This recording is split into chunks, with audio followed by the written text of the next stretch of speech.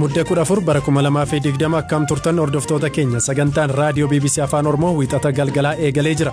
Sagantaa har'aaf qabanne keessa daawwannaa ministeera muummee Abiy gara magaalaa maqaleetti taasisanii dubbii taasisan keessa ጦርነት ካሸነፉ በኋላ ወንጀለኞቹን መያዝ ሲዘገይ injifannoo kana walakkaa kan taasisu erga waraana mo'atanii yakkamtoota qabuuf yoo turre baasii dabalataa fi kisaaraa dabalataa fida. Sararri qilleensarraa naannoo Tigraay balaliif banaa ta'u ከዛሬ ጀምሮ የሮቱ ወይም የበረራ መስመሩ ተከፍቶ guyyaa hardhaa jalqabee sararri balaliinsaa banameera. oduu gaggabaaboo keessaa Komaander Atileet Daraartuu Tulluu pirezidaantii Federeeshinii Atileetiksii Itoophiyaa ta'uun filatamuus isinitti himna. Kan isiniif dhiyeessu Zalaalam Taaddisaati. Qopheessaan Eeliyaas Mulugeetaa. Turtii gaarii. kabajamtoota dhaggeeffattoota keenya gabaasni keenya irra jireessisaa waa'ee dhimma naannoo Tigraay irratti kan xiyyeeffatu ta'a. Ka jalqabaatiin naannoo Tigraayitti lolli mootummaa federaalaa fi humnoota TPLF gidduutti erga eegalee torbanootaan booda tajaajilli ibsaa fi bilbila addaan citee ture irra deebiin eegale. Kanaanis namoonni hedduun si'aayinaan kan eeggachaa turan tajaajilli moobaayilaa magaalota kaan dabalatee magaalaa Maqaleetti deebi'u Itiyoo Teleekoom dhuma torba irratti ibseera. Jiraatota magaalaa Maqalee dubbisne keessaa erga waraanni eegalee haala akkamiin akka jiraataa turanii fi tajaajilichi deebi'uu BBC'tti himaniiru.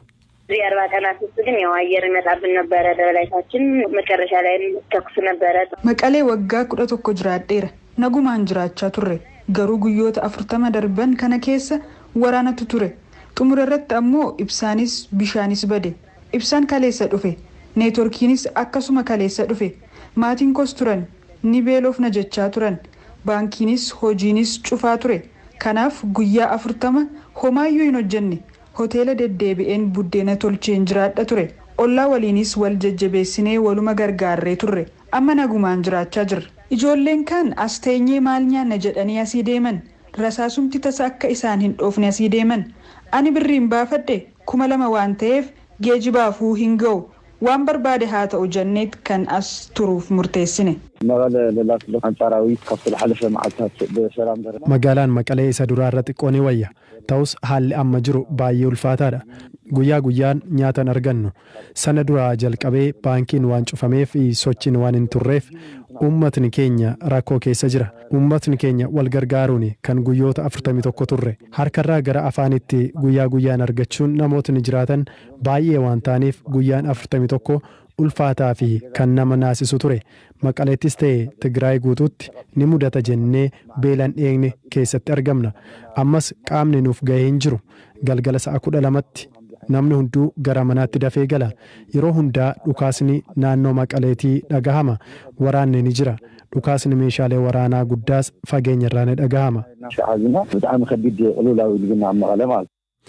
Dhimuma wal fakkaatuun ministeerri muummee Itoophiyaa Abiy Ahimad erga lolli waraanaa Tigraay keessatti eegalamee booda yeroo jalqabaaf magaalaa Maqalee daawwatan.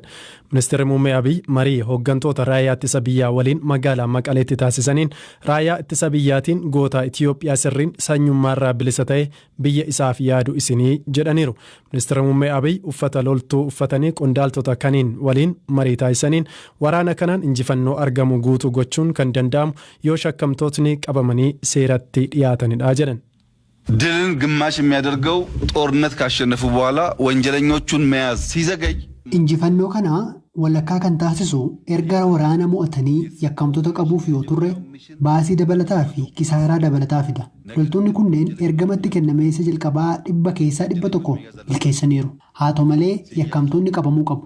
Yeroo qabamanis bu'uura seeraan seeratti dhiyaatanii gaafatamuu qabu. Kan biraan uummata Tigraay irraa itti gaafatamummaan guddaan jira jedhee namana. Namoonni dhokatan amma tokkummaanii hin jiran. Namoota dhuunfaan konkolaataa irraa bu'uun bittinnaa'uun dhokatan bakka jiranii qabanii mootummaa naannoo Tigraay fi humna ittisaaf kennuu qabu. Isinitti akka boonnuu fi isin kabajnu kan nu taasisu keessaa tokko magaalota akka Humaraa, Shiree, Aksum, Adigiraatii fi Maqaleetti miidhaa sababa waraanaan ga'uu danda'u akka xiqqaatuuf hooggansa ogummaan guutame kennuu keessanidha. Garaagarummaan haqaa uummatummaa fi dhugaan qabnu kun injifattoota nu godheera. Hidhannoo qabna jennee magaalaa irratti dhukaasnee osoo ta'e har'a hamilee kanaan maqalee keessatti akka mari'annu nu hin taasisu ture. ዛሬ በዚህ ሞራል መቀሌ ውስጥ አንወያዩ። Ministeerri muummee Abiyi Ahimad Itoophiyaa oolchuun waraana al tokko gaggeeffameen qofa kan mirkanaa'u miti jedhanii humni waraanaa tokkummaan dhaabbachuu akka qabu dhaaman. ኢትዮጵያን የመታደጉ ጉዳይ በአንድ ጊዜ ድል በአንድ ጊዜ የጦር Itoophiyaa oolchuun waraana al tokkoon injifannoo al tokkoon kan xumuramu miti. Waraana yeroo hundaa qophaa'ee hooggansa tokkummaa qabu kan wal kabajuu fi wal jaallatu ta'uu mirkaneessutu irra jira. Itoophiyaan badhaadhinaan olidha, paartiin olidha. Biyya guddoo oolchuun itti gaafatamummaan isin irratti gatameera. Siyaasni isaa badeera. Idda hin beekne wal barbaadee garee kan uummatudha. Isin garuu gootota qofa osoo hin taane Itoophiyaa qulqulluudha. Adda waraanaa tokko tokko isaarratti Oromoon Amaaraa oolchuuf, Amaaraan Walaayittaa oolchuuf, Walaayittaan Sidaamaa oolchuuf, Somaalee oolchuuf gootummaan agarsiistan inumaa hoogganamuu miti namoota siyaasaa hundaa fi Itoophiyaaf hojii fakkeenya ta'uu hojjettaniitu. Kun itti fufuu qaba. አርያ የሚሆን ስራ ሰርታችኋል። ይሄ መቀጠል አለበት።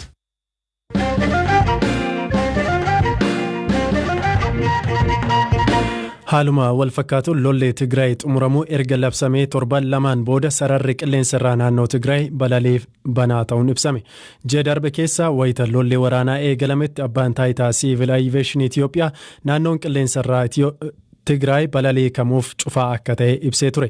Daandiin yookaan sararri qilleensarraa cufamee fi baname jechuun maalidha? Daarektarri olaanaa abbaa taayitichaa Kolonel Wasan Yelle Hunanyaaw akkanaan ibsu. ከዛሬ ጀምሮ የሮቱ ወይም የበረራ መስመሩ ተከፍቶ ነው። guyyaa hardhaa jalqabee sararri balaliinsaa banameera. Daandiin qilleensaa yookaan xayyaarri eeyyama gaafachuun sarara qilleensaa sanarra balali'u kamuu ni eeyyamamaaf jechaadha. Daandiin qilleensarraa banameera jechuun sararri xiyyaarri hordofee deemu baname jechuudha. Haala tureen sarara qilleensaa maqaleerraa cufnee turre. Kanumaanis xayyaaronni daandii jijjiiruun karaa asabiin godhanii dhaattuu galaana diimaa hordofanii asmaraa gubbaarraan darbu turan yookiis achis otoo hin galiin sararri ittiin dabran tureera. Amma garuu kallattiidhumaan finfinneerraa maqalee gubbaa gochuun gara olii sararri deemuu dandeessisu banameera jechuudha. Gama tajaajila balaliinsaan ammoo buufataaleen xiyyaaraa rakkoolee isaan mudateen yeroo muraasaaf dhaabbatanii waan turaniif yeroo dhiyootti ni banamu. Buufati xiyyaaraa fi sararri qilleensaa wantoota gargari. Sararri qilleensarraa balaliiwwan idil addunyaa fi biyya keessaa maraaf kan tajaajiludha.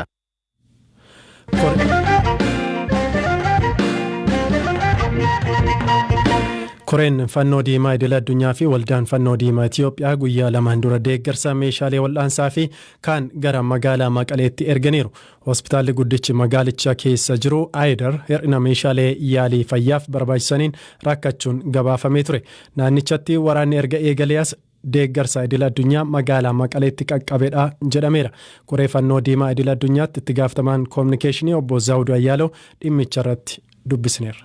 እንግዲህ ቅዳሜ ዕለት የዓለም አቀፍ ቀይ መስቀል ኮሚቴ መድኃኒትና አስቸኳይ ጊዜ እርዳታ guyyaa sanbataa koreen fannoo diimaa idil addunyaa waldaa fannoo diimaa Itoophiyaa wajjin ta'uun qorichaa fi meeshaalee hatattamaan barbaachisan fe'ee Maqalee gaheera. Meeshaaleen dhiyeessii wal'aansa fayyaa fi hatattamaa achi ga'an kunneen keessattuu hospitaala Aayidariif biiroo fayyaa naannoo Tigraay fi manneen qorichaa fannoo diimaa Itoophiyaaf kanneen geeffamanidha. Kanneeniif dursa kan kennine waajirri keenya Maqalee waan jiruu fi waahillan keenya Maqalee jiran haala achi jiru ilaalanii odeeffannoo nuu kennan irratti hundaa'uuni.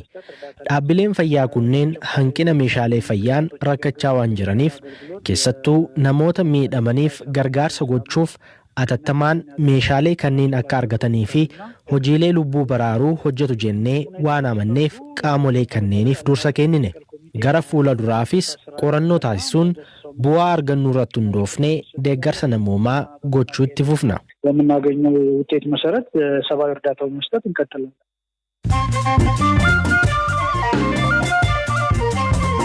Kan dhaggeeffataa jirtan sagantaa raadiyoo BBC Afaan Oromoo magaalaa Naayiroobii irraatii isiniif darbaa jirudha. Oduuwwan gaggabaaboon isinitti hima. Ministeerri muummee Iswaatinii Amroobsee Dilaaminii erga kooroonaa vaayirasiin qabamuun isaanii beekame baatii tokkoon boodatti boqotan. Sababiin du'a isaanii eerame kan hin jiraanne ta'us namni ganna 52 Dilaaminiin Afrikaa kibbaatti COVID-19f wal'aansa argataa turan.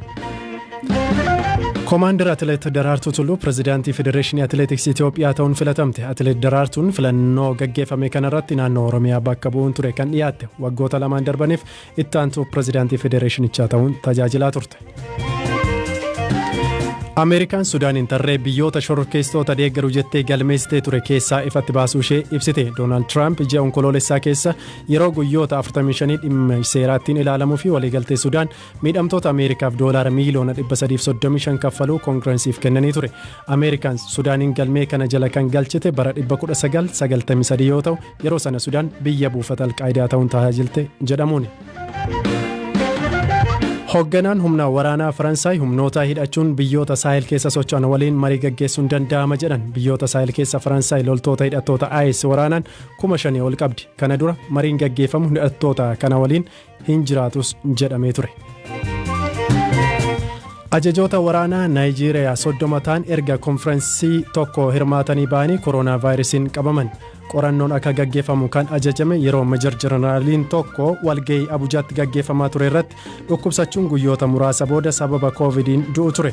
Walgahiin sunis sababa kanaan kan adda citee ture yoo ta'u amma biyyattiin sodaa weerara kooroonaa vaayirasii lammaffaa keessa galteetti. Poolisiin Yuugaandaa artistoota Naayijeeriyaa bebbeekamoo lama Oomalee fi Teemsi jedhaman hidhe. Poolisiin dhorkaa biyyattiin dabarsitee ture cabsuun karaa kooroonaa vaayirasii tatamsaasuu danda'uun sagantaa qopheessuun jechuun lammiilee Naayijeeriyaa biroo 3 fi Yuugaandaa 4 waliin to'annoo jala oolche. Sanbata darbe sagantaa kana magaalaa Kaampaalaatti ture kan isaan qopheessan. Dursitootni biyyoota Afrikaa akka Benin, Toogoo fi Gaanaa bakka jiranitti pirezidaantiin Ivory Coast filannoo mo'atan yeroo sadaffaaf kakuu galuun hojii eegalan. Filannoo paartileen mormitootaa irraa hafanii fi falmisiisaa ta'e ji'a darbe gaggeeffame mo'achuudhaan kan har'a kakuu seenan. Alexander Ouattara ministeerri muummee biyyattii filannoon mana maree bara dhufu osoo hin gahin paartilee mormitootaa waliin akka mari'atan himeera jedhan.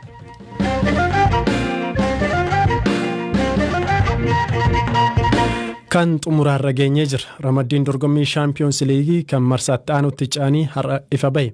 Kilaboonni 16 marsaatti aanuuf darbuuf ni falmatu. Mo'anni darbuu kanaan ramaddiin qalbii namoota hedduu hawwate Baarseloonaa fi PSG walitti fideera. Eeliyaas Mulgeeta.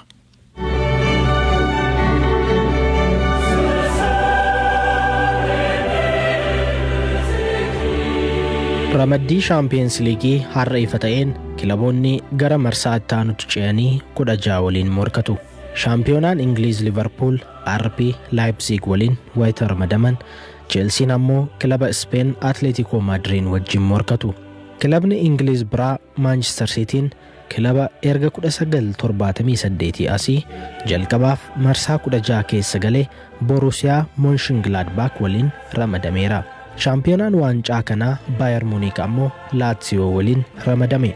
Ramaddiin qalbii namoota hedduu hawwatee kan Baarseloonaa fi Paris Saint-Germain PSG walitti fideedha. Messi fi Neymar kan walitti fidudha.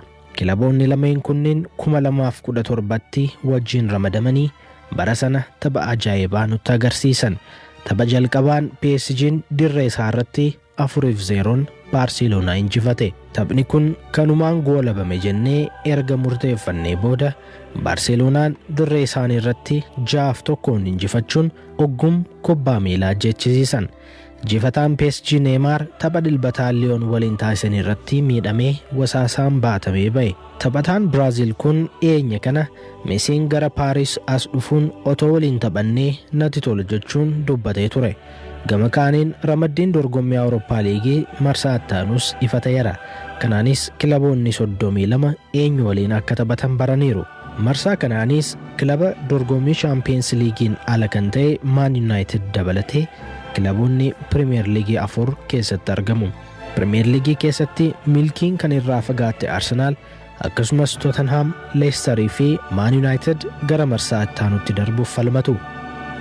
Kabajamtoota dhaggeeffattoota keenya sagantaa raadiyoo BBC Afaan Oromoo kan magaalaa Naayiroobii irraatii galgala kana isiniitiif darbaa ture asumarratti xumurreetti kan jiru qopheessaan sagantichaa Eeliyaas Mulgeetaa ture kan isiniif dhiyeesse Anzaalaalam Taaddesaan ture marsariitii keenya irraatii odeeffannoo dabalataa argachuu dandeessu horaa bulaa.